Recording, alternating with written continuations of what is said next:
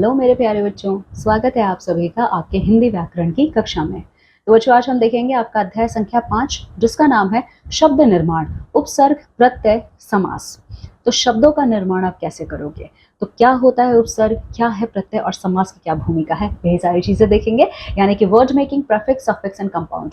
ठीक है, आइए देखिए शब्द आपके कितने प्रकार के हैं बच्चों। तो शब्द आपके दो प्रकार के होते हैं। ठीक है, एक होता है मूल शब्द और दूसरा होता है निर्मित शब्द, अर्थात बनाए गए शब्द। तो मूल शब्द और निर्मित शब्द में क्या फर्क है, यहाँ पे आपने पढ़ के ही पता कर लिया है।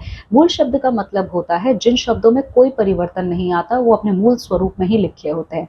इसके अलावा दूसरा है आपका निर्मित शब्द, यानी कि वो शब्द जिनका निर्माण किया जाता है। ठीक है, अब देखिए, अगर आप देखेंगे तो मूल शब्दों के पहले या बाद में कुछ आपके शब्दांश जुड़ जाते हैं और शब्दांश जुड़ने के बाद वो एक नए शब्द को बनाते हैं। ठीक है, और ये दो प्रकार से बनाते हैं, एक उपसर्ग और होता है दूसरा प्रत्यय। यानी कि जो मूल शब्द है उसके आगे जब कोई शब्दांश लगता है उसे हम उपसर्ग कहते हैं, और मूल शब्दों के पीछे जब कोई नया शब्दांश जुड़ता है उसको हम प्रत्यय कहते हैं। तो उपसर्ग और प्रत्यय मिलकर क्या करते हैं, नए शब्दों का निर्माण करते हैं। ठीक है, तो आइए उपसर्ग के विषय में देख लेते हैं। तो देखो उपसर्ग क्या है, तो देखिए खिला, खिला आपका मूल शब्द है, लेकिन इसके आगे जो अध लग गया तो ये हो गया अध खिला। ठीक है, तो आपने देखा है ये जो अध है ये उपसर्ग है, तो खिला मतलब खिला हुआ, लेकिन जब इसके आगे अध लग गया मतलब अध खिला, यानी आधा खिला हुआ, पूरा आपका मतलब बदल गया। ठीक है, तो यही आपका उपसर्ग होता है। तो परिभाषा देखिए, जो शब्दांश शब्दों के पहले जुड़कर उनके अर्थ में परिवर्तन ला देते हैं वे उपसर्ग कहलाते हैं। तो बच्चों, उपसर्ग और आपका कुछ नहीं बल्कि ये वो शब्दांश होते हैं जो क्या करते हैं, किसी भी मूल शब्द के पहले लगते हैं और उनके पूरे अर्थ में परिवर्तन ला देते हैं। इसी को हम उपसर्ग कहते हैं। ठीक है, फिर देखिए जैसे कि आपका अस्वस्थ, तो बच्चों जो स्वस्थ है आपका, ठीक है, स्वस्थ ये मूल शब्द है, अ लगा दिया तो बदल गया बिल्कुल, मतलब अस्वस्थ हो गया। दुर्गम, तो गम एक अलग वर्ड है, इसके आगे दुर लगा दिया तो हो गया दुर्गम। ठीक है, अब देखिए बच्चों उपसर्ग के ना आपके भेद हैं। तो उपसर्ग के आपके 4 भेद हैं। तो पहले तो है संस्कृत के उपसर्ग, दूसरा है हिंदी के उपसर्ग, तीसरा फारसी के उपसर्ग, चौथा है उपसर्ग के रूप में प्रयुक्त संस्कृत के अव्यय। ठीक है, तो आइए देखिए हम संस्कृत के उपसर्गों की बात करते हैं। तो ये रहे सारे संस्कृत के उपसर्ग और ये रहे उनके अर्थ, ये रहा उनका उदाहरण। कुछ मैं पढ़ूंगी बाकी आप पढ़ेंगे। जैसे अ है तो अर्थ है अभाव, नहीं, उदाहरण असत्य, अधर्म, असह्य। ठीक है, फिर आता है बच्चों अति, तो अधिक है, शब्द देखिए अत्यंत, अत्यधिक, अत्याचार। फिर आता है अन, तो अभाव, अनादर, अनावश्यक, अनादि। आ तक, तो आजन्म, आजीवन, आमरण। ठीक है, फिर आप देख सकते हैं बहुत सारे हैं। तो प्रति, प्रति का मतलब क्या है, यहाँ पे सामने, हरेक, तो क्या शब्द बनेंगे, प्रत्यक्ष, प्रत्येक, प्रतिकूल। फिर देखिए सु, सु का मतलब होता है सरल और अच्छा, तो शब्द क्या बनेंगे, सुगम, सुकर्म, सुशील। फिर देखिए स्व, स्व का क्या है, अपना, तो स्वदेश, स्वतंत्र, स्वाध्याय। ठीक है, अब बात करते हैं यहाँ पे हिंदी के उपसर्ग। तो बच्चों हिंदी के ये रहे उपसर्ग आपके और ये रहे उनके अर्थ और ये जो बदलाव लाते हैं यानी कि उदाहरण वाले शब्द। तो देखिए अ का अर्थ क्या होता है, अभाव, उदाहरण क्या है, अनाथ, अनीति, असुंदर। फिर आता है अध, अध का मतलब आधा है आपका। ठीक है, उदाहरण शब्द देखिए अधपका, अधजला, अधखिला। फिर अन आता है तो रहित है आपका, तो शब्द कौन कौन से बनेंगे, अनपढ़, अनमोल, अनजान। नी है तो रहित है, तो निडर, निकम्मा, निहत्था। भर है तो पूरा, भरपेट, भरपूर, भरमार।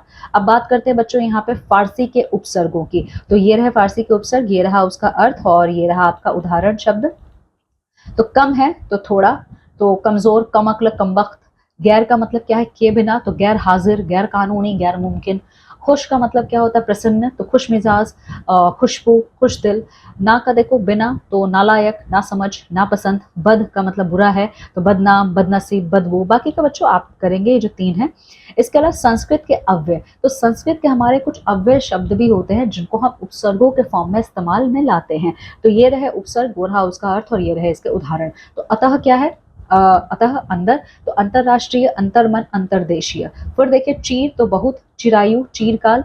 पुनः, फिर, पुनर्जन्म, पुनरावृत्ति, पुनर्निर्माण। स का क्या है, सहित, सफल, शहर, सजल। ठीक है, तो उपसर्ग समझ में आया। उपसर्ग आपके वो शब्दांश होते हैं जो किसी भी शब्दों के पहले लगते हैं और उसके संपूर्ण अर्थ को बदल देते हैं। ठीक है, फिर बात करते हैं बच्चों प्रत्यय की। तो प्रत्यय क्या है आपका, देखिए प्रत्यय क्या होता है, जो शब्दों के पीछे लगता है। जैसे कि सब्जी वाला, तो सब्जी आपका मूल शब्द है पर वाला उसके पीछे लगा है, तो मिलके क्या बन गया, सब्जी वाला। ठीक है, तो देखिए, जो शब्दांश शब्द के अंत में जुड़कर उसके अर्थ में परिवर्तन कर देते हैं, वे प्रत्यय कहलाते हैं। तो बच्चों, प्रत्यय क्या होता है? प्रत्यय आपके वो शब्द होते हैं जो किसी भी मूल शब्द के पीछे लगते हैं, ठीक है, पीछे लगते हैं, इसको हम सफिक्स कहते हैं ना, तो वो लगते हैं पीछे और शब्दों का अर्थ ही पूरा बदल देते हैं।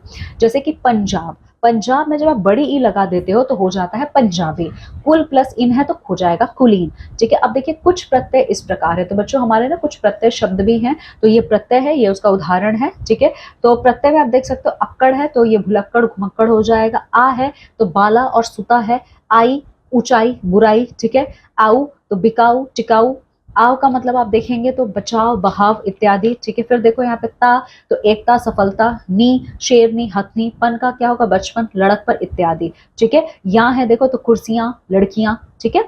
चलिए आगे देखते हैं। इन है तो मालिन सुनारिन हो जाएगा, एरा सपेरा लुटेरा, वाह चंद्र बिंदु के साथ आपका रहेगा तो सातवां है, तीसवां हो जाएगा, वाला दूध वाला फल वाला इत्यादि, ठीक है। कुछ मैंने पढ़े हैं, बाकी आपको पढ़ना है और याद भी करना है, ठीक है।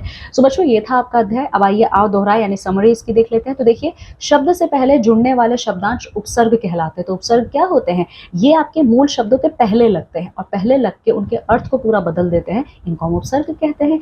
वही दूसरी तरफ जो शब्द मूल शब्द के पीछे लगते हैं और अर्थ को बदल देते हैं, उनको हम प्रत्यय कहते हैं, ठीक है। सो बच्चों, अब इस अध्याय का अंतिम भाग देखते हैं, जो कि है आपका समास। तो देखिए, समास क्या है? राजा का महल तो राजमहल, घोड़े पर सवार घुड़सवार, ठीक है। तो बच्चों, आप लोगों ने देखा होगा कुछ आपके ऐसे शब्द होते हैं जो क्या करते हैं? समूह बनाते हैं और समूह बना के वो एक नए शब्द का निर्माण करते हैं, जो पढ़ने में और लिखने में भी बड़े सुंदर होते हैं, ठीक है। तो देखिए, समास क्या है? परस्पर संबंध रखने वाले दो या दो से अधिक पदों को मिलाकर सार्थक नया शब्द बनाने की प्रक्रिया को हम समास कहते हैं, ठीक है। समास में बच्चों दो पद पाया जाता है।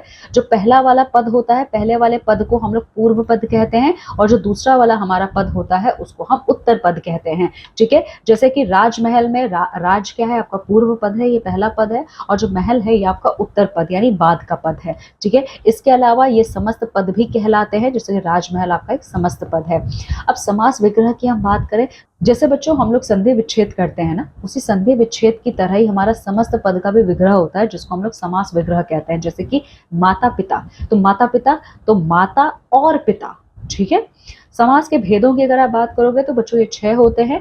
तो अव्ययभाव, तत्पुरुष, कर्मधारय, द्विविगु, द्वंद्वव्य और बहुव्रीहि। तो अव्ययभाव समास क्या है? तो बच्चों देखिए, ये वो समास होते हैं जिसमें आपका पहला पद यानी कि पूर्व पद अव्यय होता है, ठीक है। तो अव्ययभाव समास है। तो अव्ययभाव समास में बच्चों जब आपका पहला पद क्या होता है? पहला पद आपका अव्यय होता है, उसको हम लोग अव्ययभाव समास कहते हैं, ठीक है। और इस समस्त पद का काम अव्यय की तरह होता है, जैसे कि प्रत्येक तो एक एक, भरपेट, पेट भरकर इत्यादि।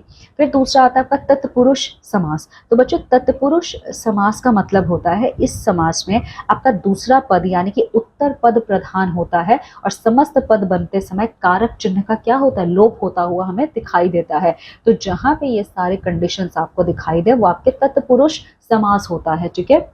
तो समस्त पद देख सकते हो आप, ये रहा उसका समास विग्रह, ठीक है। तो शरणागत, तो शरणागत का मतलब क्या है? शरण में आया हुआ। फिर हस्तलिखित, हाथ से लिखा हुआ। रसोई घर, रसोई के लिए घर इत्यादि, ठीक है। फिर बच्चों बात करते हैं हम लोग, तीसरा जो हमारा है वो है कर्मधारय समास। तो बच्चों कर्मधारय समास का मतलब क्या होता है?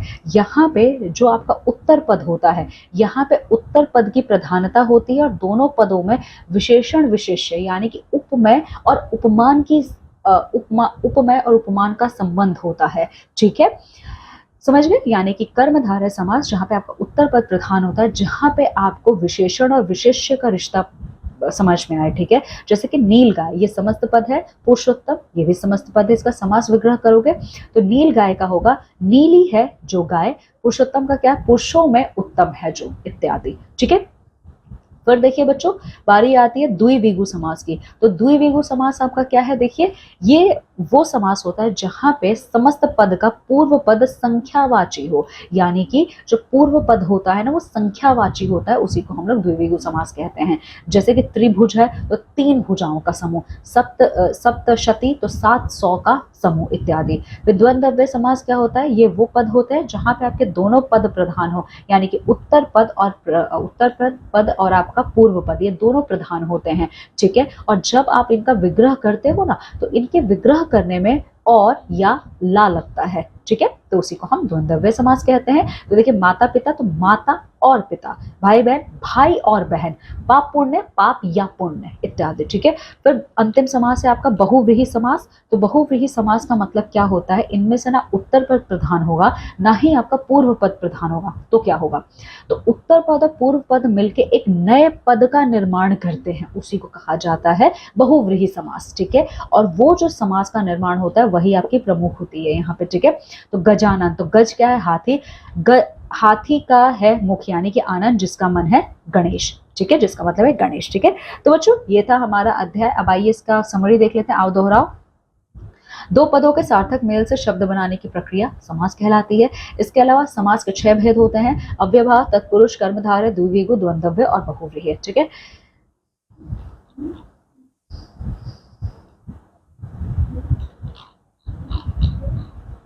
तो बच्चों यहाँ पे हमारा अध्याय समाप्त होता है, ठीक है। इस अध्याय को अच्छे से पढ़िए, ओके, और इस अध्याय का समस्त अभ्यास कार्य भी पूरा कीजिए। चलिए अब मिलते हैं हमारी अगली कक्षा में आपके एक नए अध्याय के संग। तब तक आप सभी अपना बहुत ख्याल रखें। बाय बच्चों।